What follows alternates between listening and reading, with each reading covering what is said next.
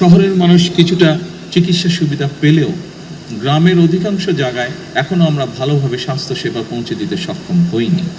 এবং সেজন্যই আমরা বলেছিলাম যে আমরা একটি ব্যবস্থা গ্রহণ করতে চাই। এটি আমি সংক্ষেপে আপনাদের সামনে তুলে ধরছি। আমি এর আগেও কয়েকবার বলেছি।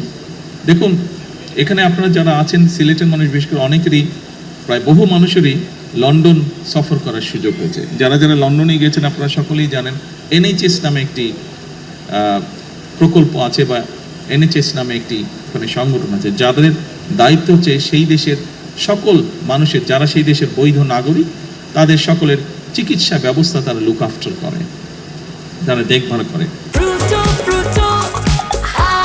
প্রাণ ফ্রুটো, সময় অসময় ফ্রুটোময়। ব্রিটেনের মতন দেশে কিন্তু NHS নিয়ে এখন তারা বেশ প্রেসারে আছে। এটি একটি ব্যয়বহুল বিষয়। সেই দেশের আইন অনুযায়ী সেই দেশের নাগরিক বা বৈধভাবে যারা বসবাস করে তাদের যে কোনো ধরনের অসুস্থতা সুস্থ করার দায়িত্ব হচ্ছে সরকারের। সেই জন্য খুব স্বাভাবিকভাবেই যেহেতু এটি সরকারের দায়িত্ব, সরকারের উপর একটি চাপ থাকে, অর্থনৈতিক একটি বিষয় থাকে এখানে বিষয়। আমরাও চাই আমরা আমাদের দেশের নাগরিকদেরকে সুস্থ রাখতে, তাদের কাছে স্বাস্থ্যসেবা পৌঁছে দিতে। কিন্তু যেটি এখন ইউরোপে প্রত্যেকটি দেশই দেখছে, যেই দেশগুলো উন্নত তারা দেখছে যে স্বাস্থ্যসেবাটা, একজন মানুষ যখন অসুস্থ হয় তাকে চিকিৎসা দেওয়া, ডাক্তার, নার্স, হসপিটালের বেড, ওষুধপত্র সব কিছু বেশ ব্যয়বহুল। কাজেই আমরা যদি একটি পরিকল্পনা গ্রহণ করি যে আমরা যদি মানুষকে সচেতন করতে পারি, সচেতনতার মাধ্যমে আমরা যদি অসুস্থ মানুষের সংখ্যা কমিয়ে আনতে পারি, তাহলে যারা অসুস্থ হবেন তারা বেটার সার্ভিস পাবে যখন তারা ডাক্তারের কাছে যাবে, যখন তারা হসপিটালে যাবে।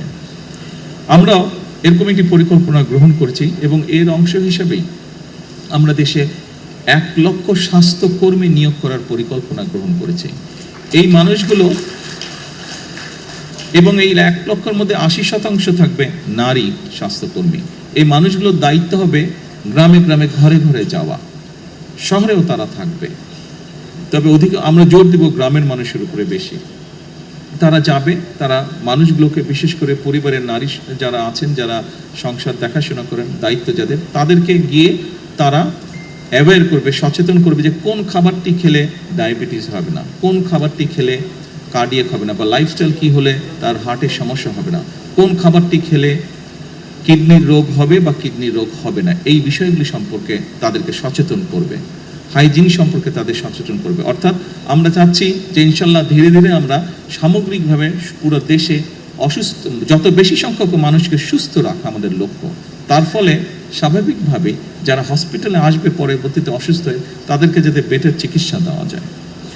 স্বাভাবিকভাবেই চিকিৎসা, অসুস্থ মানুষের সংখ্যা যখন কম হবে, আপনার মেডিকেলের ক্ষেত্রে আমাদের জন্য সুবিধা হবে টেক কেয়ার করতে। সম্মানিত উপস্থিতিবৃন্দ, সিলেট মেডিকেল কলেজের অধীনে 250 শয্যার একটি হাসপাতাল, এই হাসপাতালটি আমরা চেষ্টা করছি দ্রুত যাতে চালু হতে পারে ইনশাল্লাহ। একই সাথে আমরা এরপরে এটাকে চেষ্টা করব এক্সপ্যান্ড করে 1200 শয্যার একটি হাসপাতালে নিতে আমরা ইনশাল্লাহ চেষ্টা করব, আমাদের পরিকল্পনার মধ্যে রয়েছে।